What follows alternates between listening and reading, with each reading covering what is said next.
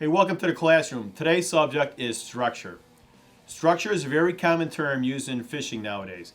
Buck Perry was the one that coined the word structure and gave it its original meaning and definition well over 50 years ago.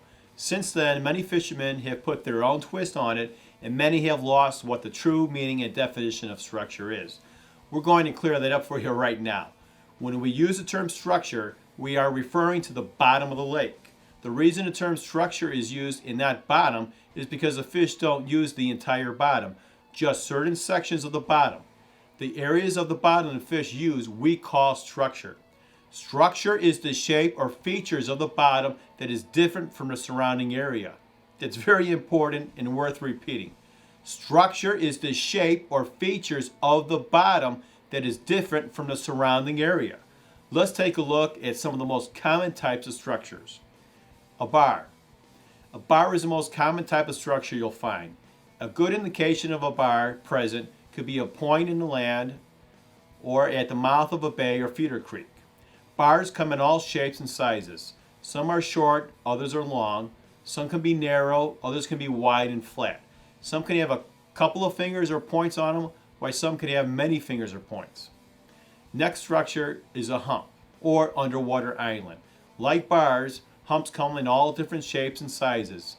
Some lakes and reservoirs have many humps, some have few or none. The next type of structure are man-made structures.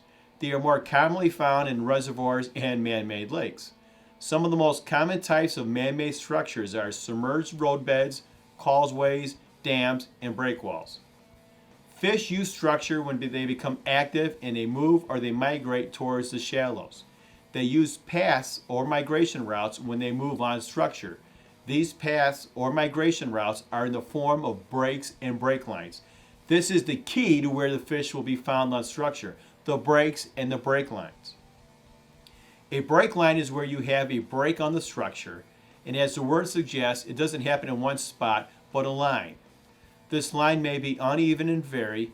The definition of a break line is where you have an increase or decrease in depth, either sudden or gradual. An example of a break line would be the edge of a channel, the edge of a hole, brush line, or a weed line.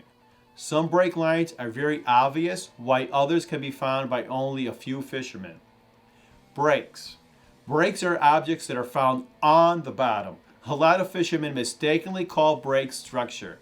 Remember, we said structure was an area of the bottom that is different from the surrounding areas. Breaks are objects that are found on the bottom. Some examples of breaks could be a pile of rocks, a boulder, brush pile, sunken boat, a stump, etc. Breaks and break lines on structure are very important as this is the key to where the fish will be found. When fish move or migrate on structure, they will either pause or stop at a break on the structure. How far the fish move and how long the fish stop or pause is determined by the weather and water conditions that are present at the time of the movement. Let's take a look at some examples of breaks and break lines. Here's a picture to show you some break lines may have a slight change in depth, while others may have a great change in depth. Looking at the first break line, we have a more or sudden increase in depth starting at 12 feet, then it starts to flatten out at 15 feet. We would say we have a 3-foot break at 12 feet. The next sudden increase in depth is at 26 feet. Here we have a rapid increase in depth until it starts to flatten out at 40 feet. As you can see, some break lines may have a slight increase in depth and some break lines may have a large increase in depth. Some structures may be made up of a single break line or multiple break lines. In either case, the very last break line into the deepest water in the area, we would call this the drop-off. The drop-off is an important break line to remember, as when the fish leave their deep water sanctuary, this will be the first place they make contact on the structure. And the first spot they hit, we would call the contact point, a very important thing to remember. There are many types of lakes and reservoirs, but they all have one thing in common: fish and structure. A fish is a fish. They are all the same instinct for survival. They are the same regardless if they are north, south, west, or east. Structure in the way fish use them has not changed. Once you understand how fish use structure, you'll feel at home fishing on any body of water. Not all structure will hold fish. Some are much better than others. We've covered a lot in the last few minutes.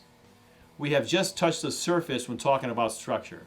Stay tuned for future classroom sessions when we'll take a closer look at structure and go over why some structures are better than others and what makes a structure very productive. For more information on this classroom subject, as well as any others, check out structurefishing.com/education.